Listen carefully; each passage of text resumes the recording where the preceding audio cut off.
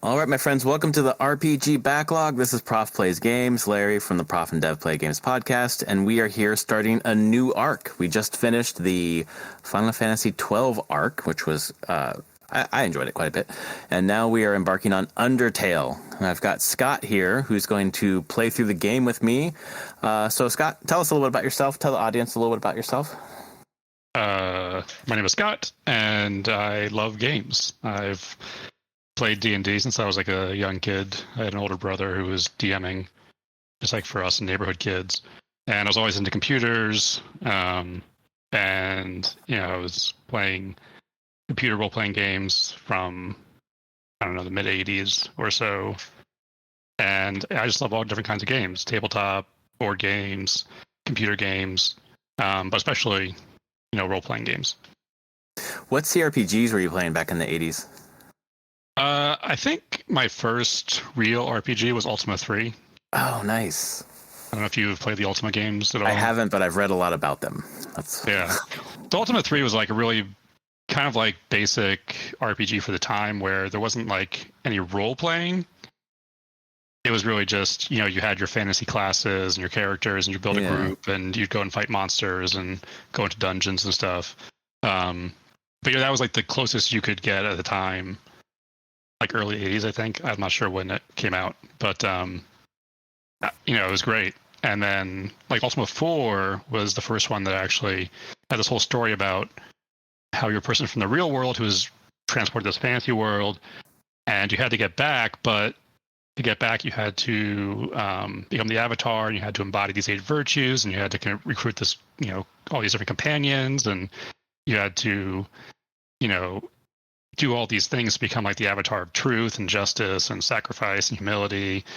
And then you had to get, the bell book. It wasn't even like you had to buy it. There was no end boss. You just had to, go and do these various fetch quests. And then there's this ritual with a bell, book, and candle. And that would take you back to your world. Oh, that's interesting. So the idea was just to get out of there as opposed to have some sort of climactic final battle. Right, yeah. And I think it was the first game that I had seen where the start of the game has you going into a tarot reader's wagon. It's the Roma wagon. I mean, in those days. But they ask you tarot questions using the tarot, and then based on your answers, that determines what class you are. Well, that's interesting. So you didn't get to choose. You're basically like how you answer determines what they're going to tell you are. Oh, that's interesting. I guess you could game that where like if you had a guide or whatever, be like, say these answers and you get a rogue or whatever. Is that how that probably? Yeah. I mean, once you played the game, then you would know like, this is like this virtue, which is tied to this class. Right. And that sort of thing, which, now is like, kind of like when you go to like the Bethesda games, they have this, this process where you like get asked questions and things, and that determines. But they always these days, like, you gotta like, are you sure? Is this what you want? Yeah, and there it was like, no, we're just telling you this is everything. You're stuck with this class.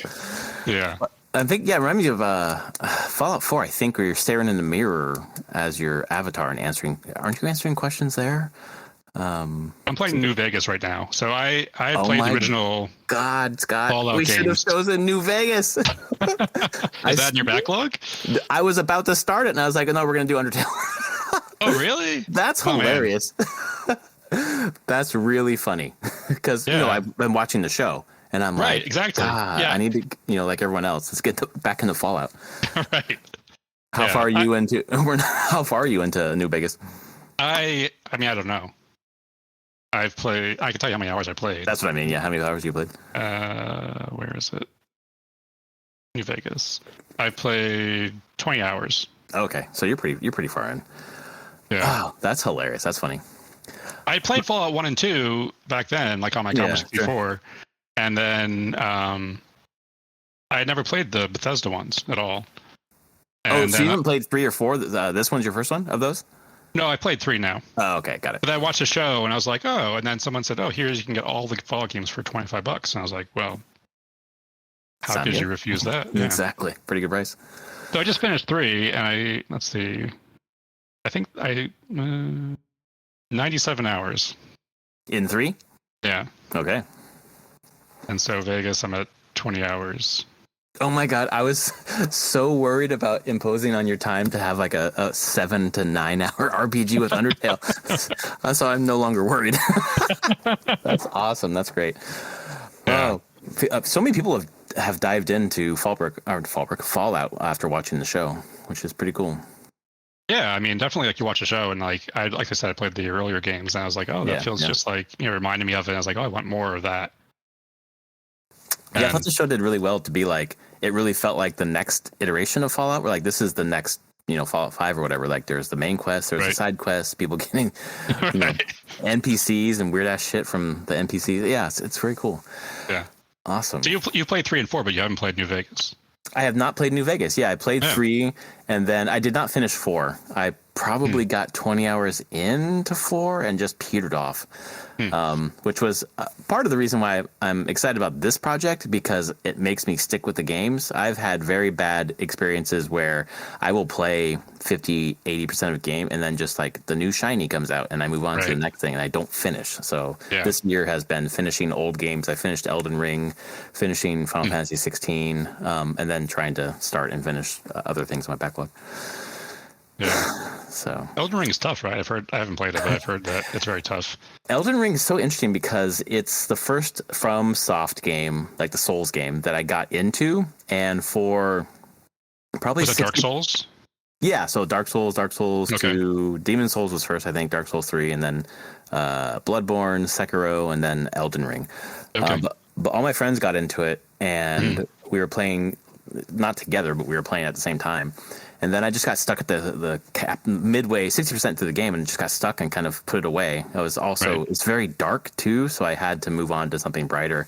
But when I came back, I just couldn't get back into it, and it was hard. And then my friend, who was just on the Final Fantasy 12 podcast, Travis, I summoned him into my game. He helped me get through that little bit, and then I took the rest of the game myself until the final boss, which was literally impossible to me with my melee build. So I called in, I summoned someone else, and they helped me finish it, and I rolled credits. So I felt good. The difficulty is hard, but they've put that summoning mechanic in where you can bring in somebody else who, is way stronger than you and can help you get through that piece that you're stuck on, and then you can get to the next piece and enjoy that next section. Elden Ring. So you can turn from single player into multiplayer.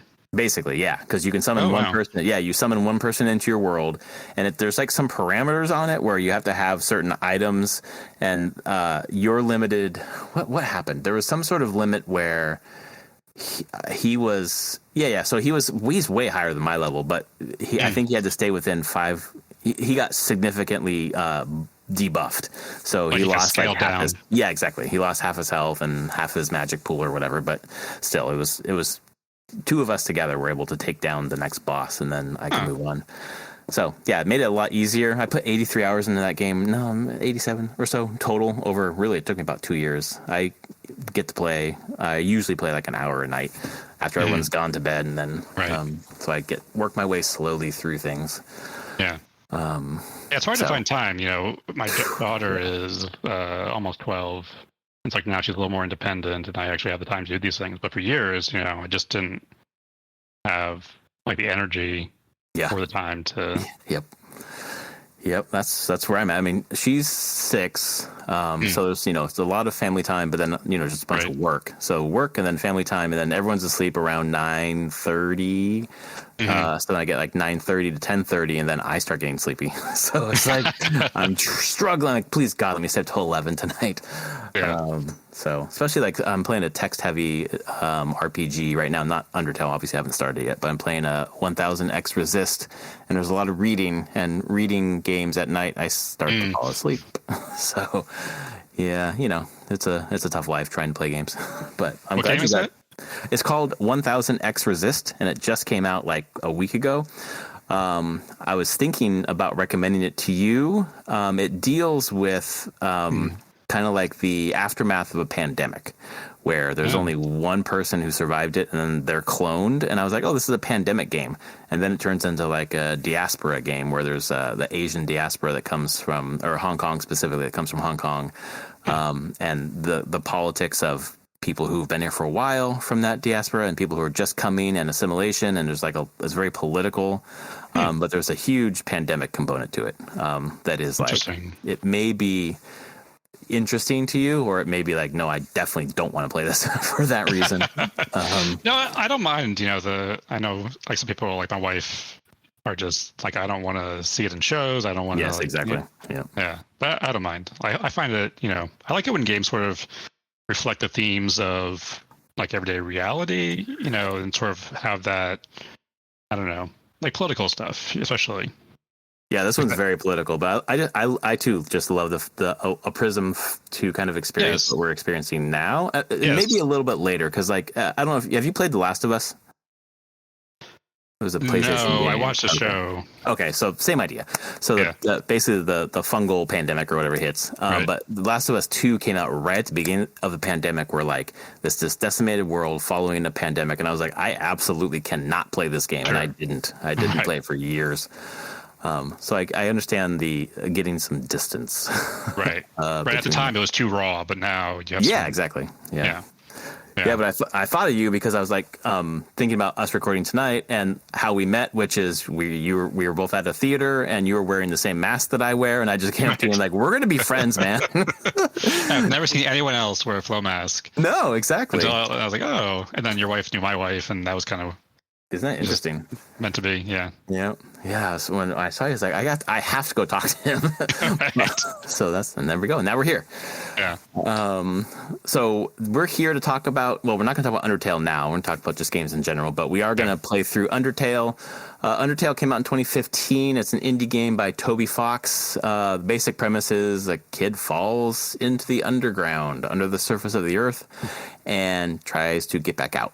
And there are different ways to get back out. There are famously a couple of paths to get back out, which I probably won't dig into if you don't know about them. So I will ask you, what do you know about this game? I am completely going in blind. I have no idea. Oh, perfect. Awesome. Then I will say no more. There's a couple of things that I know that would be interesting, but I will leave them how they are. Yeah. But it's really, I don't know if simple graphics is the right word, but it's, 2D pixel art kind of game. That I think the guy did his own soundtrack for the game by Toby Fox. It says right here he used FL Studio to make the game, which is a DAW. I use a different one. I use Reaper, which is the descendant of Winamp. If you ever used Winamp, the folks made Winamp, sold it, and then started making Reaper, which is what I make my music in. But yeah, it scored really well when it came out. It's been very well received. I think the Metacritic overall was in the low 90s.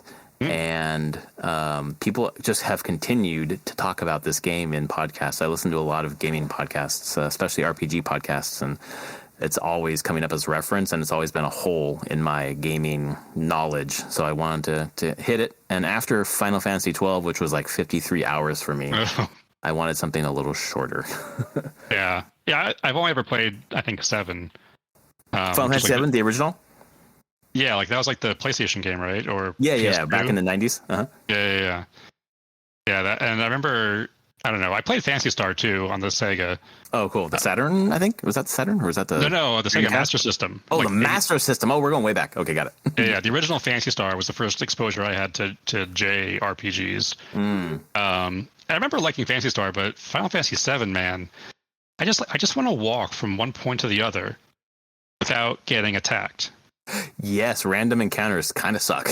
Every 5, you can't go anywhere. It's like I want to explore, I want to look around, but then I didn't want to look around because you get stuck in this battle, and there's always the animations, and it takes forever, and I never finished that. Yeah, so I didn't play Final Fantasy VII, the original one, until the pandemic, actually, 2020. I was like, all right, well, I guess I'll go to it. And they re-released it on PlayStation 4, which is what I had at the time. And they made it so you can speed up, and then you can turn off random encounters. So I definitely did that. Yeah, I definitely did that. I got out of Midgar, I got into the open world, got to Fort Junon, is that what it's called? And then I stopped there. I was just...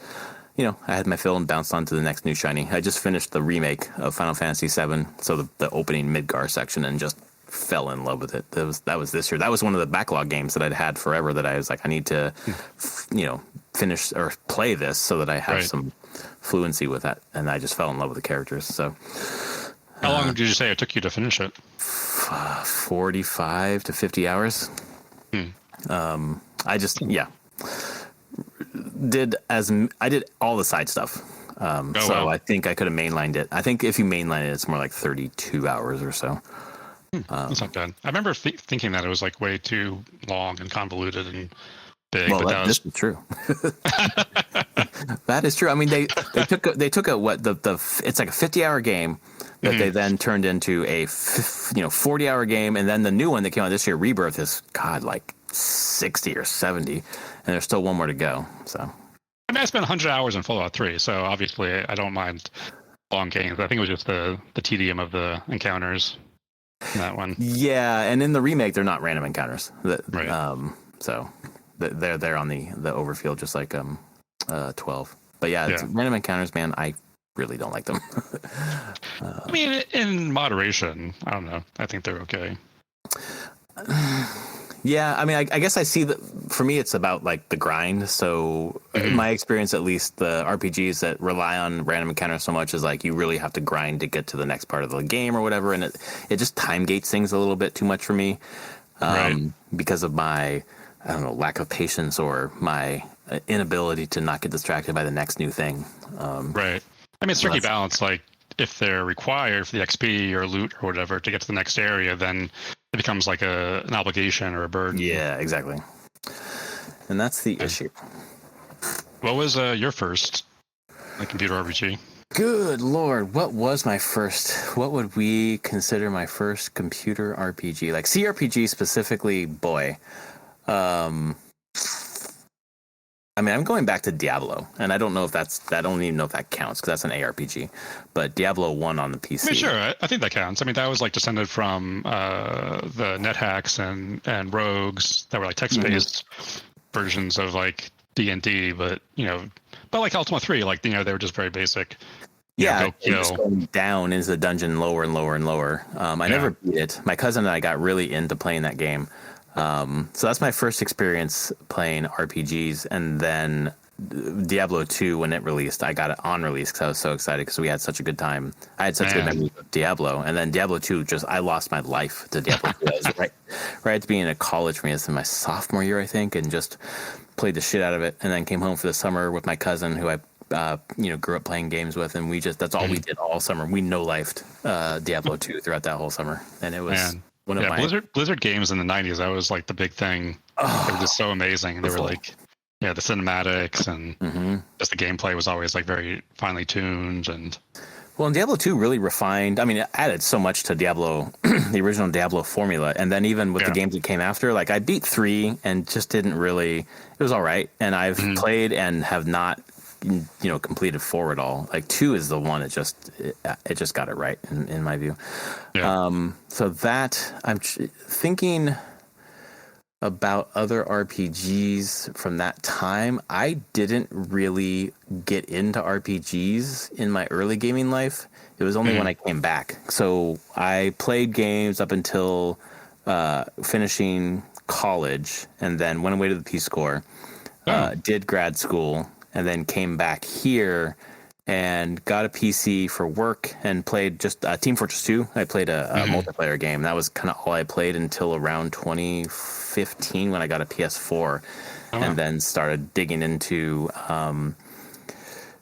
the new games that were coming out. And Witcher 3 is the one that came out in 2015 that I've always loved reading fantasy literature. And I'd just been reading reviews of this game right on release. And I was like, wow, there's games that are like the books that I love reading. I didn't realize at the time that there were a series of Witcher books which were exactly that.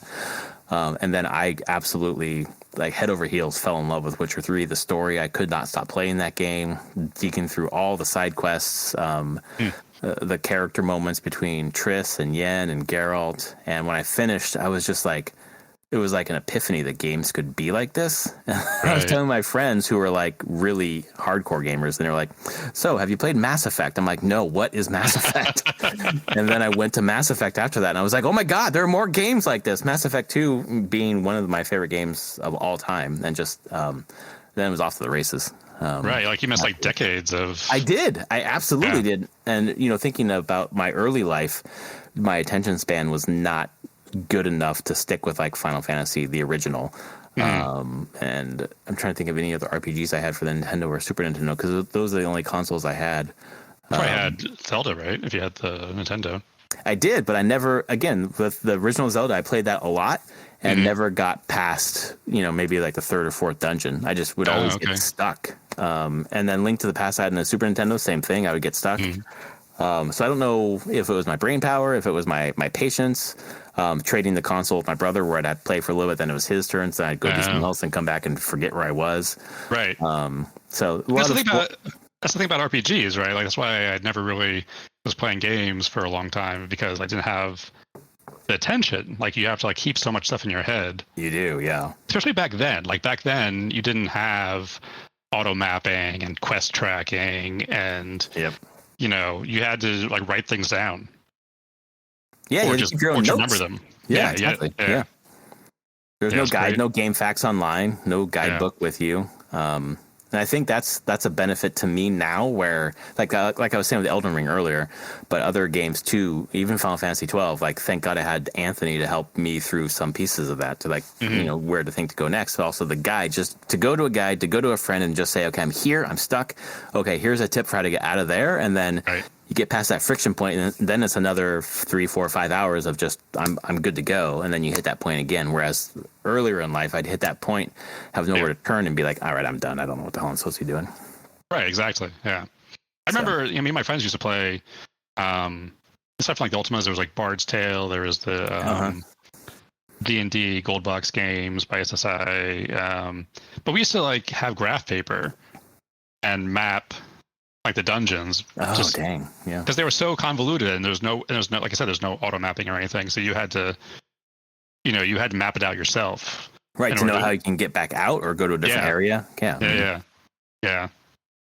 I think Bard's Tale had these spinners in the dungeon where it would change your direction but not tell you. Oh, that's there's no visual representation. So then you get super lost. Yeah, it screws up your mapping. So I know like the easy answer is that quality of life improvements now make gaming easier, but I wonder do you miss some of that, like tactile manual, had to sort through it yourself, making maps on graph paper, or are you glad to have like a map overlay on your game now? I mean, that's a really good question. I mean, it's a different experience, right? As someone who is older and has a family and a full-time job, I appreciate all, like, not even just the in-game shortcuts, but also all the stuff on the internet. Like you said, like, you get stuck and you look online, you're like, oh, okay, this is how I get out of this situation. Whereas before you didn't have anything. You didn't have anything in the game or out of the game for the most part. And it's gotten gradually more user-friendly, which is handy, but I don't know, with like Fallout, for example, because I've been playing that, the quests are like, go find this person. And I can just look on the Pip-Boy and it'll tell me like exactly where that person is. Right. Which is great because I don't have to go like, pixel hunting or whatever, I don't have to go searching through this giant world for this one person. But at the same time, it sort of takes the thrill of discovery or that sense of achievement of finding something you were looking for. It takes that away. Yeah, it's something that came across to me early on with Witcher 3, where with the minimap. So the minimap's there, and it shows where your person is, then it shows the yellow line to get to your person. So I found that instead of looking at the world as I was walking or riding through it, I would just stare at the minimap and follow that yellow line, and I was missing out. So then I just turned it off. Turned off the minimap, got a little lost, but I was missing the visuals. I was missing like... I'd been in Ukraine. At that point, it had been 8 years because I did Peace Corps. So The Witcher 3 is set, it's a Polish story. So it felt middle, it felt Eastern European. And I just wanted to, I think that's part of the reason why that resonated so much with me, because I was like, I'm back in Ukraine, but like in like the medieval times, and like I'm digging this fantasy story that I love this thing. But then I was staring at the minimap. I was like, this is not it. So, yeah, quality of life for sure, but you're missing something, I think. But it is nice, like you say, not a lot of time, full-time job, family, whatever. So I sit down, I have an hour of gaming. If that whole hour of gaming, I make no progress, I'm just lost and don't know what I'm doing. It's kind of a frustrating hour-long experience. So yeah. Yeah, it kind of reminds me of like I started playing World of Warcraft when it came out, like in the mid-aughts, I guess. Mm-hmm. And like early on, there were a lot of technical problems and there was, bugs or whatever, but there's grinding and there was a lot of just waiting for spawns and things. But I don't know, there was sort of this achievement to having done it, Mm-hmm. And I quit for a while and came back. And they had, just over time, they become more and more user friendly. And then when I came back, it was just, you just have to like go around, like, it felt very, I don't know, it felt too easy.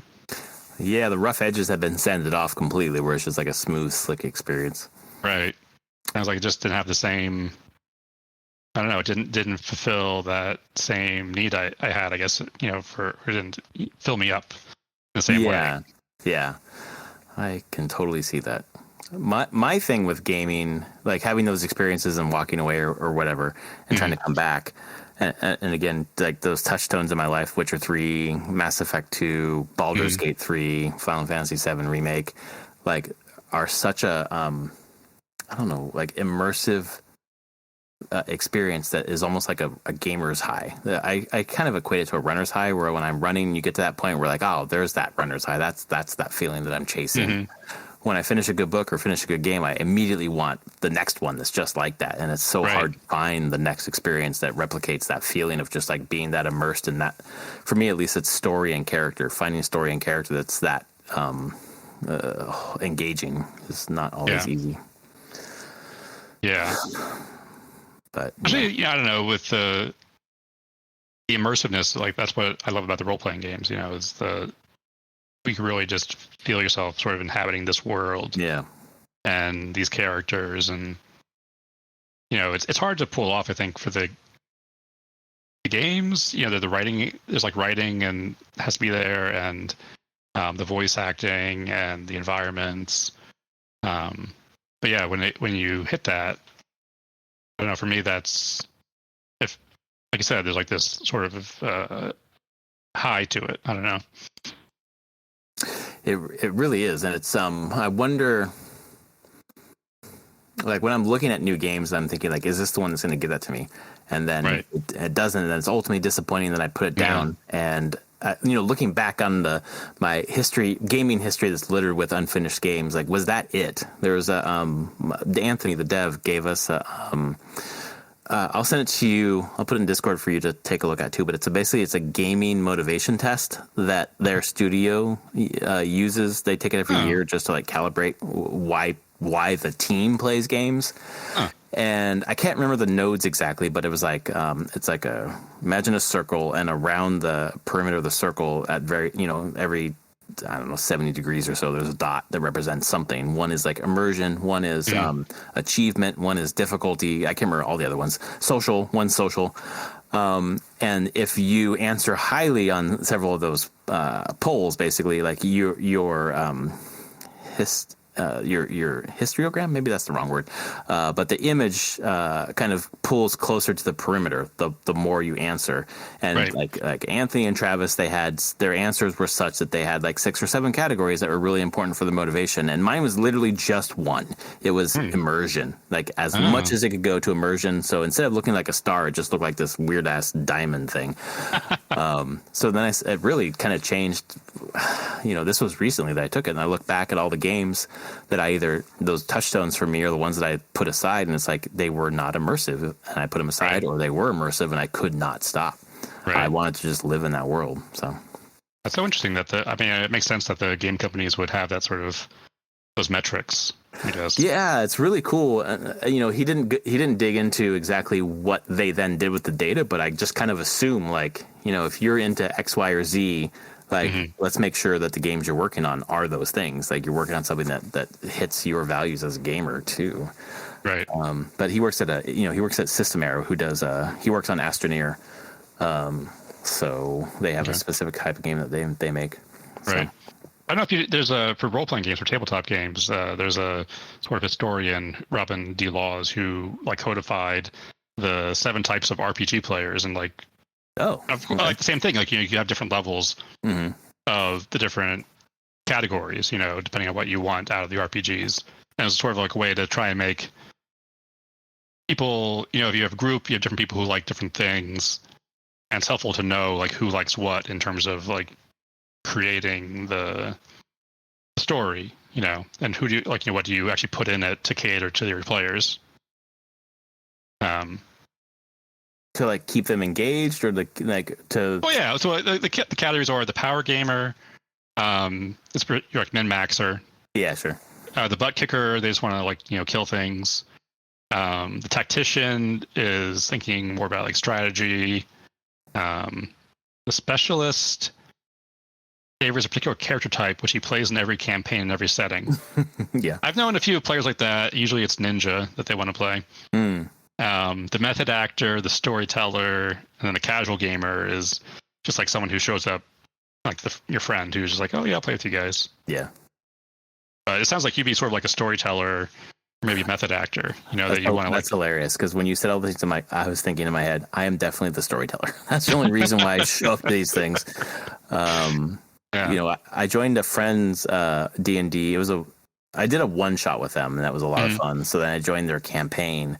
But I joined their campaign. They had been going on for years, and I joined for maybe a couple months. And I was like, it's hard to get into the story with you because you've been doing it for so long, and I don't know, the background, the lore, or whatever else. Right. Yeah, that's hard to come in the middle of it because they have all this shared history, even just within that campaign. Exactly. Yeah. So do you think that for Undertale, having like, a more primitive interface, do you think that will get in the way of, finding it immersive? I wonder the same thing. I have been asking myself that. How am I going to find that in this? Because the way that people talk about it and revere it is that they've found that with the characters. And I think that I don't need a story or a game to look like the highest budget for me to get into the characters, because I've gotten into games where it's just writing. The writing is what's important. For me, it really just depends on how these characters are written more than what it looks like. Okay. What about you? Does that turn you off or push you away? I was curious, because the way you were describing your experience, you didn't really start gaming until the graphics were actually pretty good. Exactly. Yeah. And then you took a break and came back when they were even better. Like now they're spectacular. Yep. But I started gaming like Ultima was like 16-bit tile based. Just like bit graphics. I think probably a lot like Undertale. So I'm used to playing these kinds of games, or even like text games. Like they had like these text adventure games where you just type in like "Go West," and then it would say "You see a church." Those things aren't barriers for me because I have that same requirement for the immersion, the storytelling, but also I really just want to explore. I want to see everything. I want to try different possibilities. I want to test the limits of the thing and see all the nooks and crannies. Like that's one of the things that I really like about, especially like the larger open world games, is just the ability to go around and do whatever. Yeah, I think about like how Ubisoft has changed Assassin's Creed, for example, where it was kind of more straightforward action adventure third person, and then Origins came out, which was set in Egypt, but then Odyssey came out, which was set in Greece, and that was like a huge open world RPG in the Assassin's Creed skin. And I just 130 hours in that game, exploring everything I could go find and do and just get totally lost in the world, even if I wasn't finishing a quest or working on a quest or anything, and just feeling the exploration. Kind of the same thing with Breath of the Wild, Tears of the Kingdom, and even Baldur's Gate 3 and Elden Ring. Where it's just like, there's a thing over there. Just go over there and see what there is. And right, like you can go and discover like new things, or things that are new to you anyway. Yeah, and that's been, especially the Zelda games that I mentioned. Just what the hell is over there? That looks interesting. There's always something there. And the same thing with Baldur's Gate 3, where it wasn't necessarily like a hidden area so much as like there's story over there. Go over there and see what the story is. Yeah. So, and that I feel like that to me sort of recreates, because like I said, I grew up playing Dungeons and Dragons and different role playing games, and that feeling of like it's an open space and you can go and do things, recreates that feeling for me. Like that, I don't know, my inner 8-year-old or whatever is able to like engage with that, and it brings back that feeling.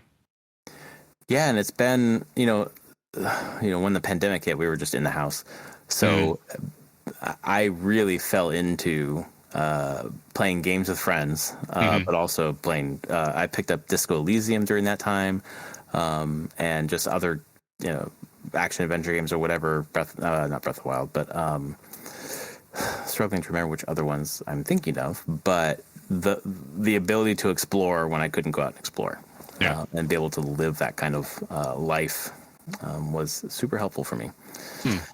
So I can see that. Yeah, and then Discord too. I mean, I set up this Discord during that time, and just like my friends and I we still do just talk games all the time, but then just jump in one of these voice channels and just play while we're talking to each other. Right, helped a lot. So. Yeah, Disco Elysium is one of the games that I started playing and then I got stuck and never finished. So Disco Elysium, I started playing. It was summer of 2020. If I recall correctly. And I got to the part where like the characters or the whatever is hanging in the tree, and you're supposed to get that character. Yeah. And there's like, how do you get the tree down? How do you get the guy down from the tree? I stopped playing. I was like, I can't get this fucker down off the tree. Me too. And then I looked up a guide, and I was like, okay. And then I just followed the guide to get the goddamn guy out of the tree, and then moved on. And then there was 2 more times in the game where there's another similar thing. Where I'm like, I've tried everything. I have no idea what to do. It's so obtuse here. And then I just followed the guide to get past that thing. And then God, it was 2 summers ago when summer of 2022, where I came back to it and put in 15 hours and I'm probably an hour and a half away from the end, and I put it down again. I need to go back and finish it. But yeah, I got the exact same part, and you had to like shoot the rope. If I recall correctly, you have to shoot the rope for it to drop down, but that's a vague memory. I have tried like everything I could think of except for look at a guide, like within the game, and I could not figure out how to get that damn guy off the damn tree. And it feels, at a certain point, I was like, okay, this is just because I'm an idiot. Obviously, there's some sort of like really smart game logic here, but I don't believe the answer was that. I believe the answer was just some obtuse thing. Right. So yeah, maybe check that up. I think it was shooting the rope, because the writing in that game is incredible. Incredible. That's the strangest RPG I think I've ever played. Isn't it weird that you're talking to yourself and leveling up different like aspects of your own personality? Yeah. Boy. Very unique. Totally. And it's so sad what happened to Zaum, which was the studio that just like disintegrated under. Oh, really? Oh, yeah, they're done. You're never going to get another one. Oh, no. Yeah, it really sucks. If you look into the saga of Zaum, ZA/UM, it's over, which sucks. But Disco Elysium is like one of the most unique games I've ever played, and I should probably get back to it this year and finish it. Roll credits on it. That's part of my project. Cool. So, sorry, go ahead. Oh no, I was looking at the store page in Steam, and there's like new localizations coming out for it. So someone's doing something. Really? Oh, that's surprising to me. That's cool. Yeah, I'll have to read up on that. Yeah, I guess I worry more about a sequel. Yeah, probably. Yeah, it's such like a unique thing. Mm-hmm. That was something else like Undertale, where someone's like, "Oh, you got to play this." You talk to your inner parts of yourself, and it's interesting. Okay. And that's why I ended up buying it when it was on sale somewhere. I had that damn guy in the tree. Yep, that's funny. That was the same spot. Yeah, absolutely. That's exactly where I put it down. That's like a common problem in RPGs where the storyteller thinks that the answer is very obvious. Mm-hmm. Even like tabletop games, like the DM thinks like, oh, of course, they can figure out this puzzle, and the players are like totally obsessed with some thing that's not even part of the situation. Not even related. Yeah, exactly. Yeah. It's like, why are you looking over in that corner? There's nothing there. Like, fuck. Well, then move your answer to the puzzle into this corner, please, because we're not leaving it. We have some of doing some puzzle in the last that game I was talking about, where the DM set up a puzzle to decipher some scrawl that was on the wall, but we thought it was a rhyme. We went on way the wrong track, and just it took like an hour, and finally the DM was just like, "Here's a really big hint." I'm like, "Okay, let's break the log jam here." Yeah. But with the video games, of course, there's no like DM to sort of push you in the right direction. Yeah, exactly. Some modern games, annoyingly, like God of War Ragnarok, a third-person action adventure, you get to a puzzle, and then your companion who's with you, after like 2 seconds, is like loudly hints at what the solution is. Like, dude, give me some. It's taking too long. Yeah, exactly. I spent 2 seconds. Like, take some time. Good Lord. So it's real cool. So for the listeners for Undertale, some of you, if you're here, if you search an Undertale podcast, chances are you've played this game. So I'm sorry in advance because we haven't. Who knows what the hell's going to happen? Final Fantasy 12 podcast sequence was a lot of us fumbling through and giving hints to each other about what we should do next or whatever. So we're going to split up Undertale into 6 key sections and try to record 6 podcasts to cover those sections. Best laid plans. We'll see how it goes, but the 6 sections seem to be based on reading guides and trying not to get too many spoilers. We're going to get to Snowdin. From the beginning of the game to Snowdin was going to be the first section. And then the next section will be getting to Waterfall. The next section will be getting to Hotland. The next section will be getting to Core. The next section will be getting to New Home. And then the next section will be finishing the game. None of those nouns mean anything to me, but by the end of this game, I'm sure they will, or at least I hope they will.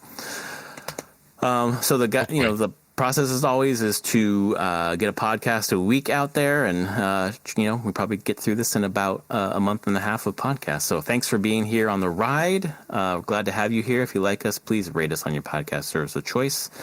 Scott, anything else for the good of the podcast before we sign off? No, I'm excited to actually play this game and see what everyone's talking about. Me too. Exactly right. All right. Well, we'll see you all next week when we have actually started the game, and we'll share our thoughts next week.